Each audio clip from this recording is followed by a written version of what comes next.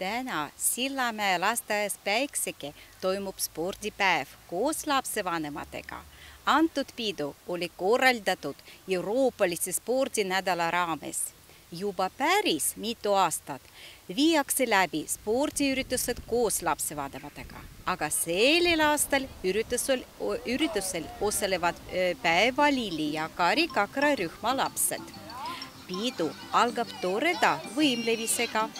Peol ootavad osalejad põnevad võistlused ja liikumismängud. Lapsed ja täiskasvanud on väga õnnelikud ja rõõmsad. Kõigil on hea tuju ja sportlik tuju.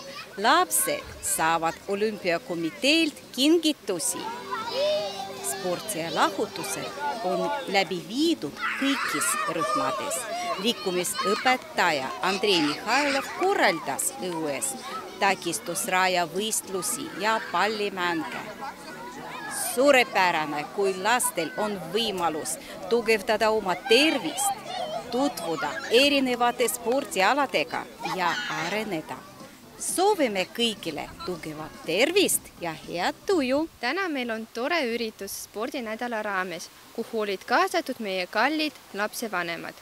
Tahaks tänada kõiki lapsevanemaid, kes tundsid huvi meie spordiürituse vastu ning võtsid sellest aktiivselt osa.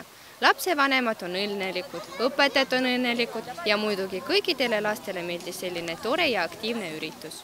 Üritused olid väga lõbusad ja lapsed olid väga aktiivsed ja mulle meeldis kõik. Suur aitäh ja palju õnne!